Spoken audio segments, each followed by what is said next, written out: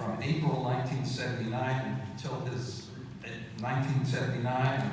retirement in 2014. I have the honor of filling his holy sandals. The Interfaith Conference was founded in 1978. It was the first staff organization in the world which brought together the Muslim community together with the Jewish, Protestant, and Catholic communities. As you've heard, Clark was instrumental in expanding beyond what some people call the Abrahamic traditions, and he invited and encouraged a community, small communities, large communities, so we expanded to 11 historic faiths. His role and the role of the IFC was both to deepen understanding and to build a just and caring community in the metropolitan area. In this last area of building a caring community, I must say that Clark's accomplishments were enormous and truly life-saving. I want to mention just two of the many aspects of that work. A few weeks ago, a group of a few of us, some of us here, religious leaders and others gathered at the Capillary Food Bank to volunteer. That's an organization which Clark helped found almost 40 years ago. And there we reflected on Clark's leadership in creating this life-saving institution. We also heard this week at the IFC office from Michael Farrell, who's the executive director of the Coalition for the Homeless. He wrote, in part, Reverend Lobenstine epitomized what it is to be a servant leader. Under his leadership in 1979, the IFC created the coalition, and he was one of the signers of the Articles of Incorporation. It now serves 700 people annually at 9 locations in the district. He leaves behind a legacy of faithful service to God and the community.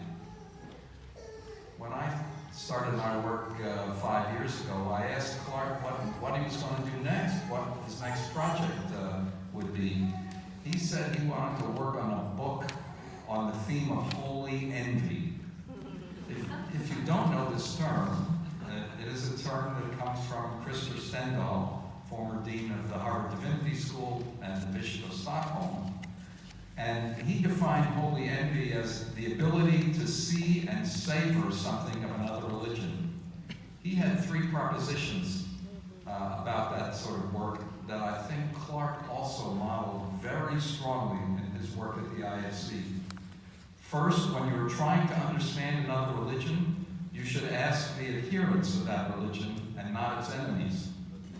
Mr. Stendhal said that way you would avoid having somebody violate the command of bearing false witness.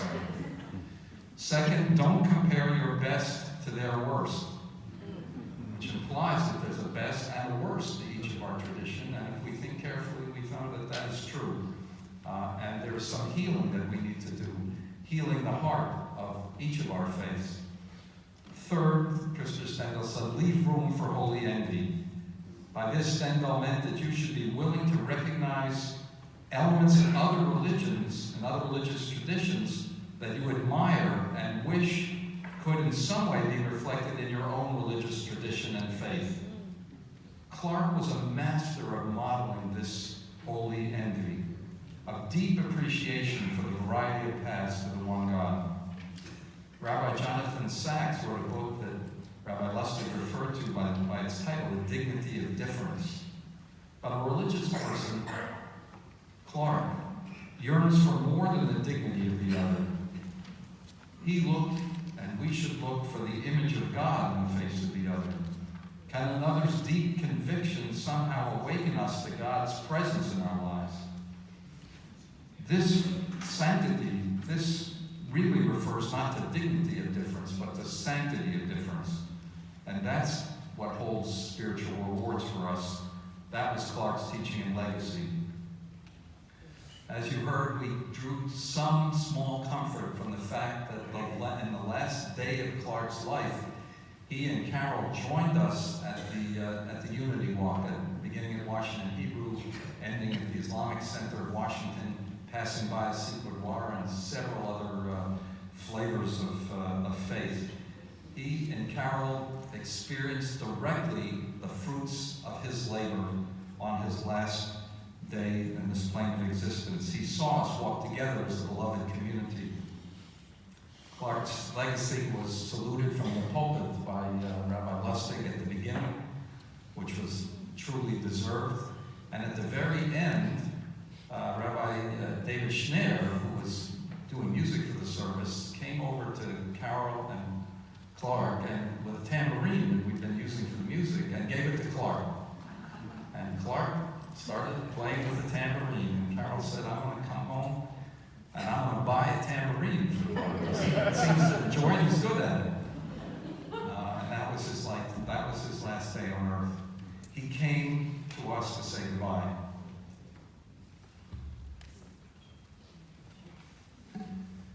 Judy Bond, our office administrator, had an idea that's similar to what is the practice of this church, which is to collect what people want to say and remember about Clark, and both for the people who are here and for those who are not with us, but perhaps are viewing us or will see the YouTube of this service. We want to put together a memory book, and we will be doing that. We have a little note about how, if you want to tell others, there's a little card out there about the IFC, and you could, beyond the service, share your memories, and we'll collect them, and we'll give that to the family as well. Judy, who served with Clark for many years, also mentioned that Clark would hand out to interns, which we depend on greatly at the IFC, and younger staff members, a book called God Calling. It's a selection of meditations to be read throughout the year. And during his lifetime, Clark responded to that call in a uniquely powerful way. And now God has called Clark home. But we can continue his holy work and honor Clark's memory by continuing that legacy.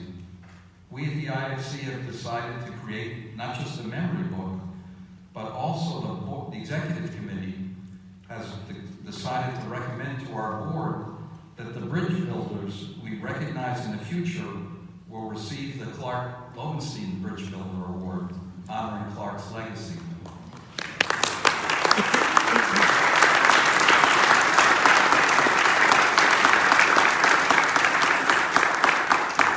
That program honors people who are bridge builders, of which Clark is the primary example, and we read that text from Isaiah, and he commented on the text that we should be those who repair the breaches in the society, the breaches in the walls, and that, as we gather here this morning, is something that we need to do in Clark's memory. May his life and memory bless us all, be of comfort to Carol and the family, and let those who will say amen. Amen. All United Hindu Jain Temples Association members, and our prayers to his wife, Reverend Carol Crumley, and the family and friends and all friends of the AFC. On a personal note, what you all may not know, that Clark was one of the twins. Fonts did come and say that they could be mistaken for each other, and but actually he's one of triplets. And the third one was the only thing that was born on the same day, same month, and the same year, but in India. That was me. and what a coincidence that we all worked together at the IMC, and we exchanged birthday cards to each other on the same day. Didn't think that he would leave us so early, but now Fonts and I have to exchange cards. Just want to say a brief thing about the history with him. He actually, even though the Hindu community sporadically worked with IFC from 1980, he was the one who called us and said, we need a Hindu representative in terms of having non-Abrahamic faiths as well, having had Sikh before, and getting the Hindu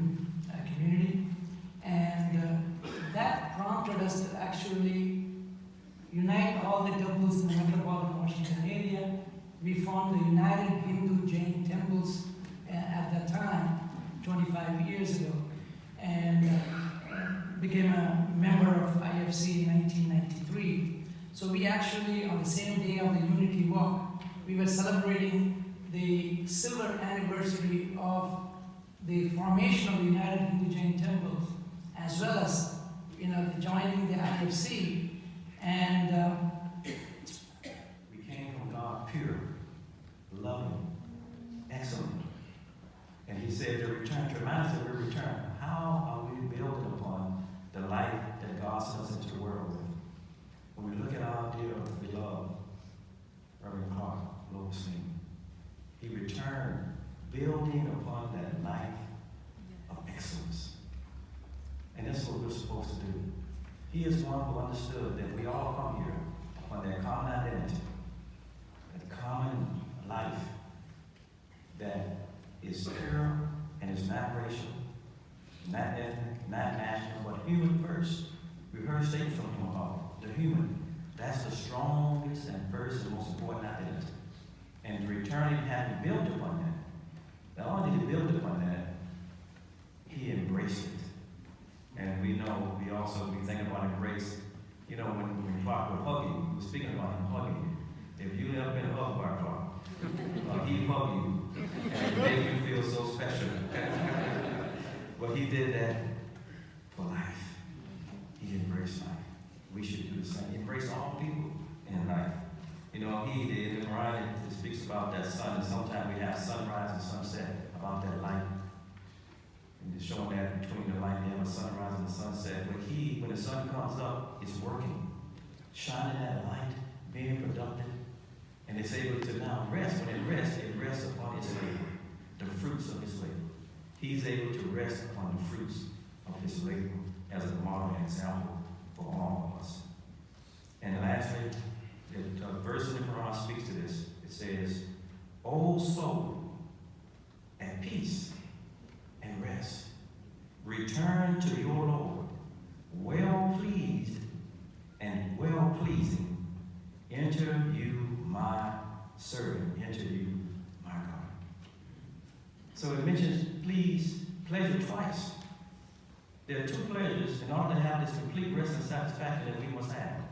Pleased with ourselves and pleasing to our Lord. Our dear beloved, he showed us how to do that. We should do the same. And one last report. Our prophet told us that when a person passes, that the good deeds, the bad deed record closes. But there are three things that keep the good deeds record open, where that soul continues to receive and to be enriched and to be expanded. Our dear beloved Clark, actually, he met the criteria for all three. All three. Leaving something charitable, beneficial knowledge, and children, good children, who continue to pray and do good. Reverend Carol, Lobenstine family, leaders, friends, family. My name is Rizwan Jaka from the All Dulles Area Muslim Society, the Adams Center. We were the new kid on the block in 2005 when Reverend Dr. Clark Lobenstine asked us to join the Interfaith Conference in Metropolitan, Washington, following in the footsteps of Masjid Muhammad, the Islamic Center in Washington, D.C., the Al-Hijra Islamic Center, and the Muslim Community Center in Maryland. And the Adams Center was honored to join the Interfaith Conference, and Reverend Dr. Clark was an amazing leader, and we truly appreciate his leadership, his dedication. He inspired us so much and lifted us up in interfaith work. He was a part of our family. My kids are here. I'm going to ask them to come here to do a salute to Reverend Dr. Clark Lobenstine. And I'll explain to you, they are in uniform as scouts, and they will join us to honor him. And it is something that in 2010, we had the National Jamboree for the Boy Scouts of America at Fort A.P. Hill. And we were going to do the first ever interfaith portion of the National Jamboree. And we were like, who should we bring as our keynote speaker? Of course, It was our pastor, our family's pastor, the Adams pastor, the Muslim community's pastor, Reverend Dr. Clark Lobenstine. It was cool, so we asked him to join us, and he joined us, and we made sure that in the spirit of Interfaith Conference that we had all faiths that were represented there in the Interfaith portion of the National Jamboree. And we've had 2 more National Jamborees since, and we continue that tradition. And we remember Reverend Clark every time we have the National Jamboree.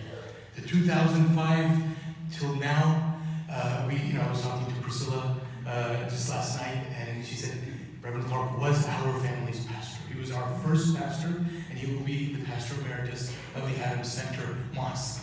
And I remember, he in this obviously most difficult time this past week with the tragedies and the hate crimes, when we were coming together, when we wrote statements together, it was like an attack on any house of worship was an attack on all houses of worship.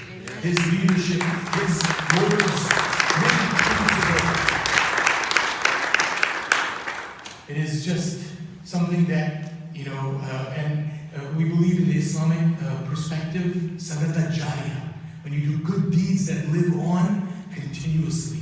And Reverend Dr. Clark Lobenstine and your family's good deeds will continue to live on to the Interfaith Conference in Metropolitan, Washington. God willing, it's been 40 years and 40 more years and 400 more years based off of that wonderful leadership. And so with that, Reverend Carol and the Lobenstine family, on behalf of the Muslim community and behalf of the Scouts, we would like to do a salute to Reverend Dr. Clark Lobenstine and the family and you all, because truly, Reverend Dr. Clark Lobenstine, he served God, and he served our country, and he served our world, and this is a patch that we will present to you in his honor and his memory. We love you. Peace be with you.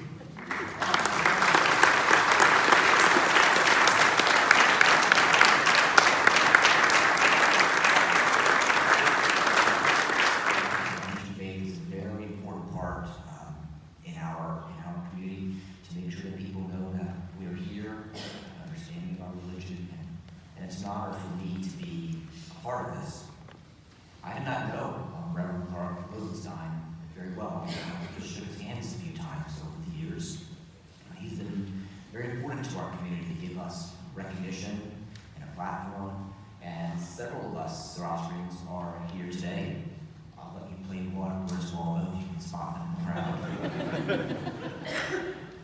As a much younger person, born in America, I think that perhaps in my life, have taken Interfaith for granted. And that may be part of the legacy of the triumph of Reverend Clark Lobenstine. And he's made it so clear that it has to be there, that I feel that it is obvious.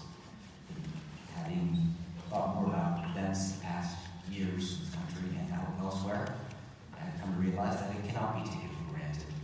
And I have much better appreciation of the accomplishments of Reverend Clark Lobenstine, and I do wish that I could learn better, indeed as well as many members of the Zoroastrian community here have known him.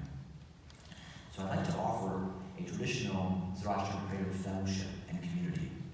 It's a short prayer normally chanted 4 times during our funeral ceremonies, which is a testament to its importance.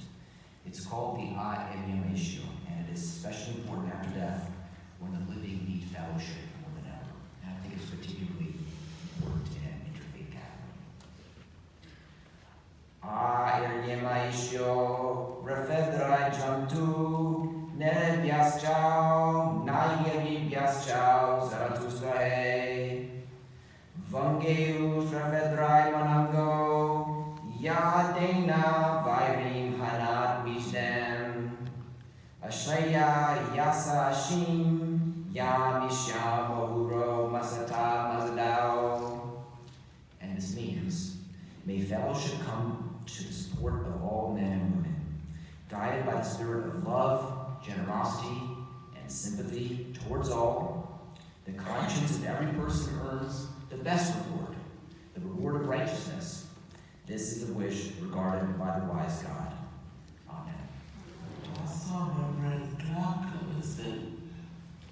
would have been here in our numbers, that some of you will not have space to sit down.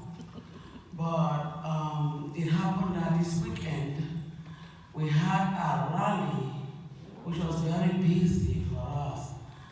And the timing too has made many women not be here. But what we always do is that even 2 or 3, if we are gathered, we do the things that the crowd will have done. Amen. Amen. So we're going to sing some choruses. When they call him, and he answered. When they called him, and he answered. When he called him, and he answered. He was somewhere listening for his name.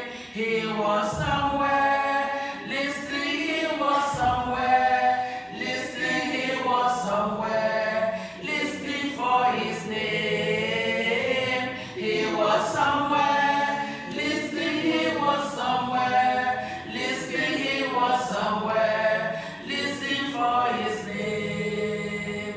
Then the call Reverend, and he answered. Then the call his servant, and he answered. It is due to his encouragement that we are together. Particularly this week, we really needed him. He wouldn't be here. He would be in Pittsburgh. And I believe he's there. I believe he's there. His work is there. And his soul is with us. May God bless him as he receives him to his home. Amen. So, a memory of Clark that, thank God, I was able to share with you, Carol, at the last Martin Luther King event, was that, as you know, sometimes Clark can be very forthright. And I was at the picnic, Casey's picnic with his group a few years ago, and I sat down at a picnic table with Clark, and I was proudly telling him how I was putting together an interfaith event, and how we're all going to we're going to share the commonalities of all the religions. And he looked at me and he said, Andra, you're making a big mistake. And I thought, oh my God, what did I do? What's wrong with that? And he said, share the differences, because there are differences. In God's creation, there's diversity. Diversity in different flowers and trees. All of nature is diverse and reflects God's love for the richness of what diversity can offer the world. Make sure you encourage people to share what their religion can offer and how each is different from the other. This way, we can see God in each faith tradition. And so I always remember that, and I encourage you also to share the differences of the religions, because each religion has its own flavor, and Clark knew that. Faith community. I must tell you that I came in contact with Clark Lobenstine in 1987, and that was the first participation of the Sikh community in an interfaith organization in the United States. And I remember the day when I met him. It was in the evening at the B Street address of the IFC, and there was a sunset, and the whole window had a very stark red color reflection of the sunset. And while me and Clark were having this conversation, Clark kept on looking at the light. And that kind of reflects his entire life, that he just spread this wonderful light to all of us, and each one of us have something to say about him. And that's the most powerful experience. And one other thing which I really, it's deep in my heart, when 9/11 happened, and there was the first hate crime was of a Sikh gentleman killed in Mesa, Arizona. And the day after, I was called to be in a meeting with President Bush, along with other faith leaders at the White House, and I called Clark. And me and Clark both cried on the phone, and he gave me the support. and he prayed for the Sikhs and for this nation. And I just never will ever forget that wonderful experience that I had of support. And the second thing I want to share is that he spoke at my wedding, and he had the audacity to tell the entire congregation, including my wife, that being a dentist, when I shared a room with him in an interfaith conference in Wichita, Kansas, that I had forgotten my toothbrush. And I will never forgive him for that. So I just would like to share a prayer from the Sikh tradition that we always sing at the end of our congregational prayer. Jinni naam te aaya, gaye mushakkat kaal, nanak te mukh ujle, kiti chutti na, chang aaya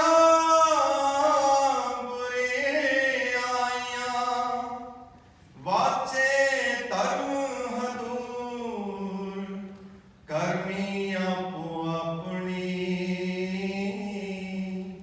के नेड़े के दूर. Guru Nanak says, the founder of the Sikh faith, says that we all have a very limited time in our life. We can do good deeds, or we can be dividers, killers, haters. The choice is given to us. And we spread kindness, we hold each other's hands. Then when we die, there be a radiance, we spread radiance. And God welcomes us, because we are actually doing God's work. And the goodness and the badness will all be judged by God.